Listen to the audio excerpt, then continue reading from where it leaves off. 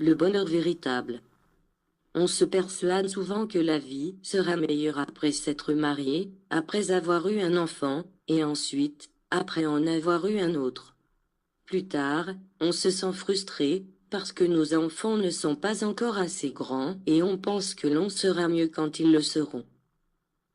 On est alors convaincu que l'on sera plus heureux quand ils auront passé cette étape.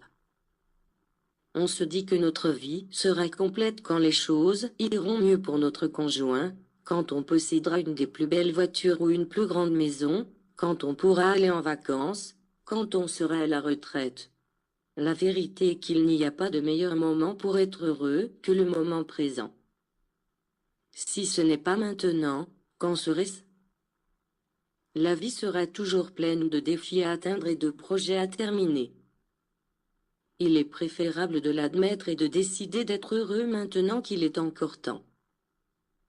Pendant longtemps, j'ai pensé que ma vie allait enfin commencer, la vraie vie.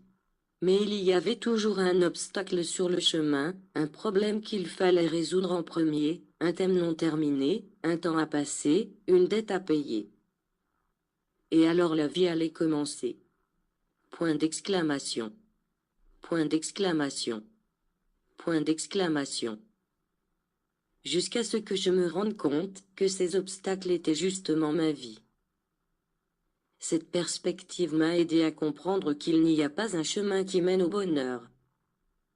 Le bonheur est le chemin.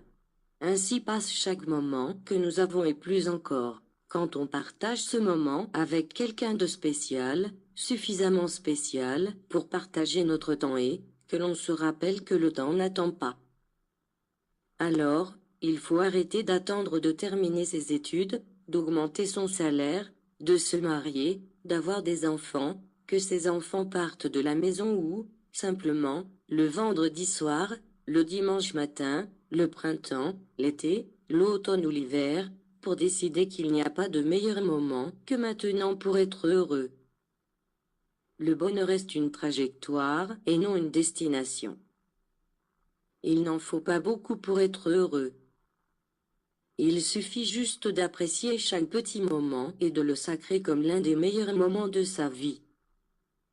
La source de ce texte est inconnue.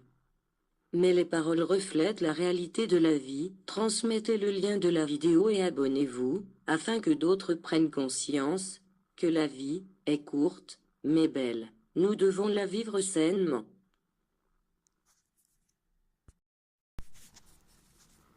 Temps du réveil en Christ est une prise de conscience au-dessus de toutes les religions, non que nous soyons absolument meilleurs, mais un réveil selon la volonté de Christ, l'unique Fils du Père, le rayon universel. Sa parole et son essence sont aussi universelles, parce que tous recherchent un seul esprit divin. Mais il n'y a point d'unification entre les hommes, Jésus déclare. Je ne vois pas la même foi en eux, la même élévation et la même connaissance, et c'est pour cela que je viens comme Saint-Esprit, afin de les unifier en moi, pour les perfectionner au moyen de ma doctrine de vérité, avec ma parole immuable, avec ma loi de justice et d'amour. L'aveuglement de la pensée, le manque de foi, l'ignorance de la vérité constituent des ténèbres pour l'esprit, à cause desquelles l'humanité, aujourd'hui, se retrouve perdue. Combien se sont multipliés les hommes qui marchent sans savoir où ils vont, et sans d'ailleurs que cela les préoccupe.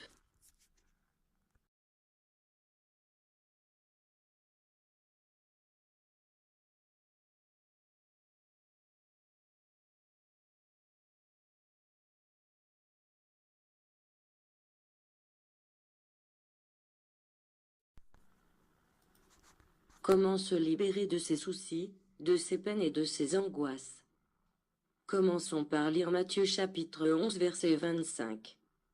En ce temps-là, Jésus prit la parole et dit, « Je te loue, Père, Seigneur du ciel et de la terre, de ce que tu as caché ces choses aux sages et aux intelligents et de ce que tu les as révélées aux enfants. » Verset 26.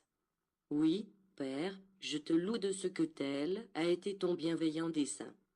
Verset 27. Tout m'a été remis par mon Père, et personne ne connaît le Fils, si ce n'est le Père, personne non plus ne connaît le Père, si ce n'est le Fils et celui à qui le Fils veut le révéler. Verset 28. Venez à moi, vous tous qui êtes fatigués et chargés, et je vous donnerai du repos. Verset 29. Prenez mon joug sur vous et recevez mes instructions, car je suis doux et humble de cœur, et vous trouverez du repos pour vos âmes. Verset 30. Car mon joug est aisé, et mon fardeau léger. Ces paroles de Jésus nous apportent du réconfort, parce que le monde dans lequel nous vivons, loin de nous donner du repos, a tendance à nous entraîner dans un tourbillon d'activités et de circonstances. Tellement de choses nous sont servies et nous avons l'embarras du choix, cela seul, nous dérobe déjà la paix. Nous éprouvons tous le désir de trouver une oasis de repos. Et lorsqu'on entend quelqu'un faire la promesse qu'il peut nous procurer la tranquillité à laquelle nous aspirons, il est tout à fait naturel de l'écouter avec grand intérêt. C'est pourquoi il faut méditer ces paroles dans la prière, parce que la prière a un pouvoir. Voici l'appel de Jésus en ce troisième temps, appel à ceux qui sont fatigués et épuisés. Venez à moi, hommes tristes, solitaires et malades. Vous qui traînez des chaînes de péché, vous les humiliez, les affamés et les assoiffés de justice, soyez avec moi. Dans ma présence, bon nombre de vos maux disparaîtront, et vous sentirez s'alléger votre fardeau. Si vous souhaitez posséder les biens de l'esprit, je vous les concéderai. Si vous me demandez des possessions terrestres, pour en faire bon usage, je vous les donnerai aussi, parce que votre pétition est noble et juste. C'est alors que vous deviendrez de bons administrateurs, et que moi je vous concéderai la multiplication de ces biens, afin que vous les partagiez avec vos frères.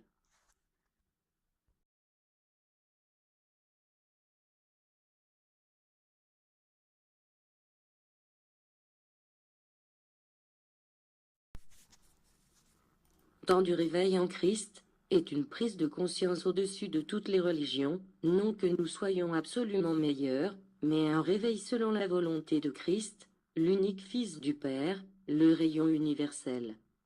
Sa parole et son essence sont aussi universelles, parce que tous recherchent un seul esprit divin. Mais il n'y a point d'unification entre les hommes, Josué déclare.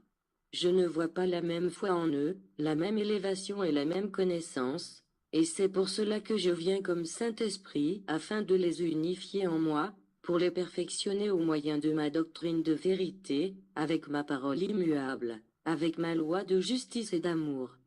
L'aveuglement de la pensée, le manque de foi, l'ignorance de la vérité constituent des ténèbres pour l'esprit, à cause desquelles l'humanité, aujourd'hui, se retrouve perdue. Combien se sont multipliés les hommes qui marchent sans savoir où ils vont, et sans d'ailleurs que cela les préoccupe.